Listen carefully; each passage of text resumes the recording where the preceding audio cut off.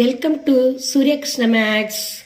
உறவுகளும் சார்புகளும் standard 10th பயிற்சி 1-5.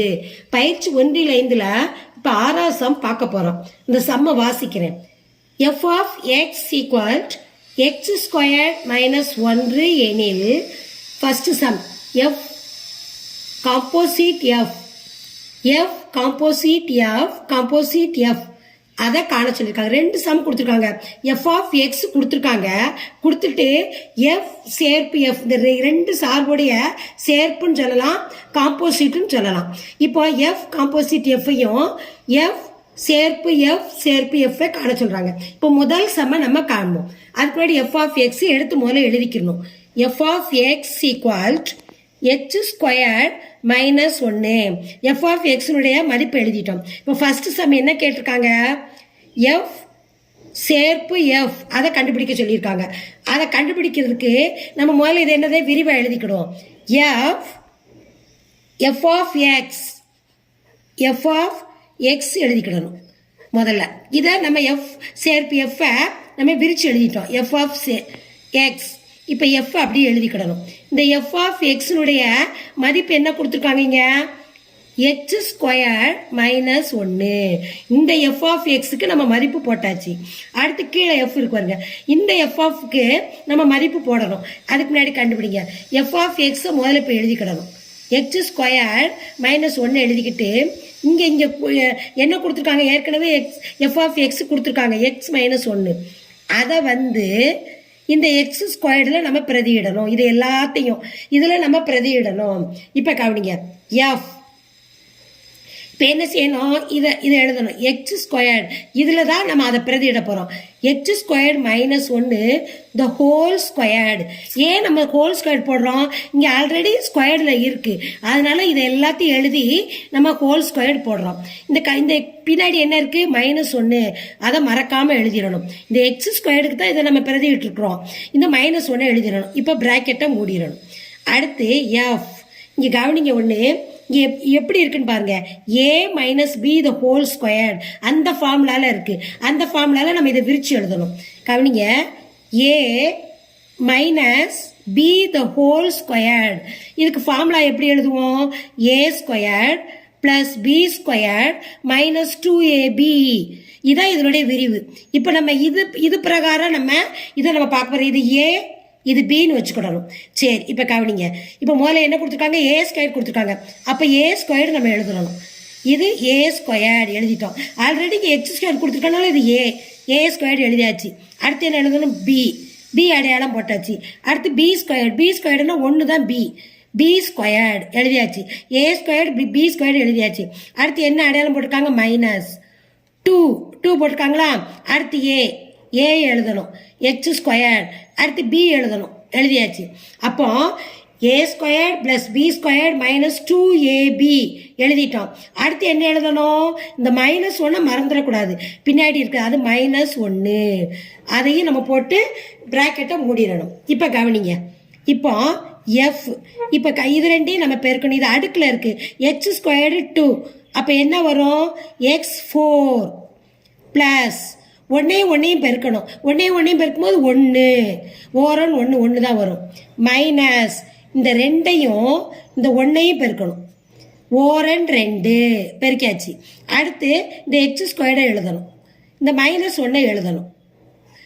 இதான் எஃப் முடிஞ்சிருச்சு. அடுத்து கவனிங்க. இப்போ எஃப்ல இருந்து கீழே வெளியில் எடுத்து எழுதுவோம். x4 எக்ஸின் அடுக்கு 4 எக்ஸின் அடுக்கு 4 plus 1 minus 2x square minus 1. இப்போ நல்லா கவனிங்க. இந்த பிளஸ் 1 மைனஸ் 1 கேன்சல் ஆயிரும்.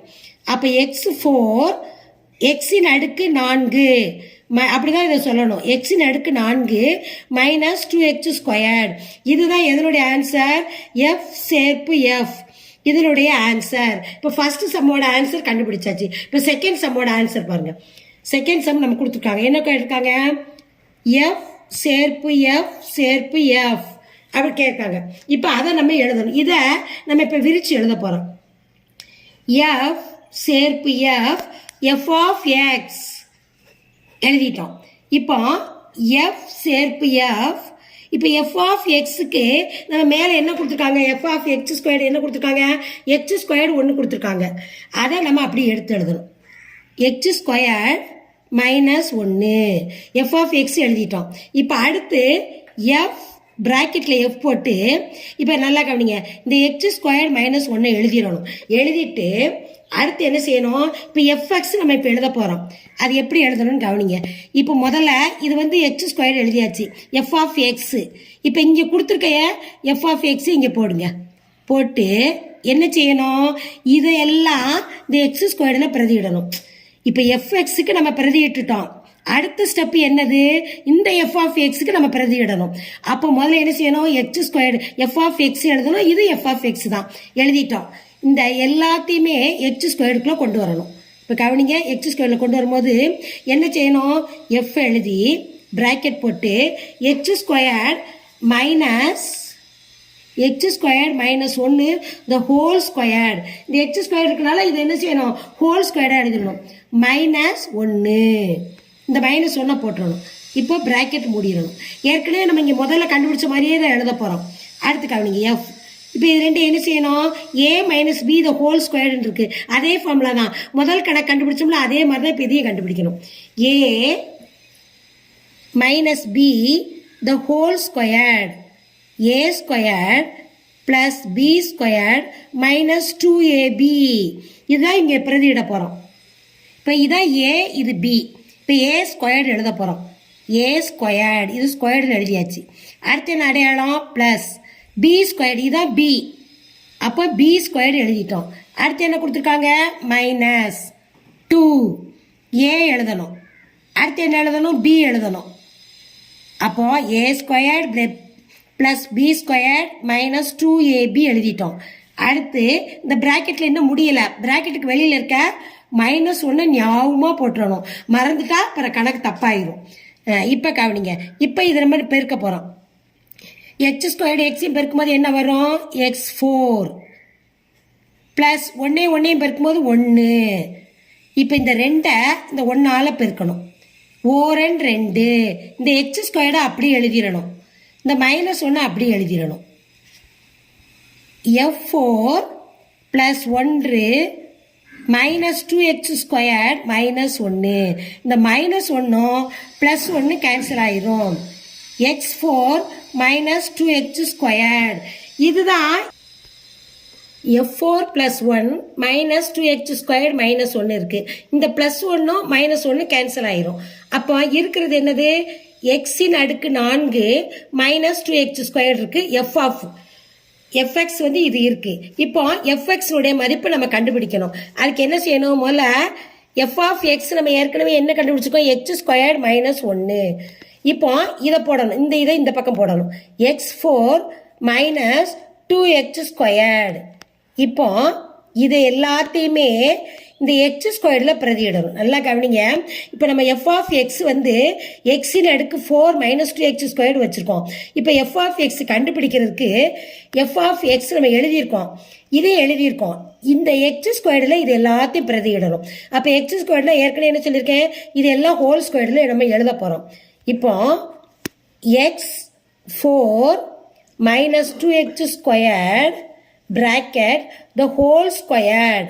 இந்த எக்ஸ் ஸ்கொயருக்கு இதெல்லாம் எழுதியாச்சு. இங்கே மீதி என்ன இருக்கு, -1.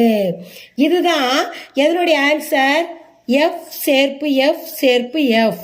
இதனுடைய ஆன்சர் இதுதான். இந்த வீடியோவை லைக் பண்ணுங்க, சப்ஸ்கிரைப் பண்ணுங்க, உங்கள் ஃப்ரெண்ட்ஸுகளுக்கெல்லாம் ஷேர் பண்ணுங்க. ரெண்டாவது, இந்த வீடியோவில் உள்ள சம்மில் ஏதாவது டவுட், எந்த இடத்துல டவுட் இருந்தாலும் நீங்கள் கமெண்ட்ஸில் போடுங்க. நான் அந்த கமெண்ட்ஸுக்கு ரிப்ளை பண்ணுறேன்.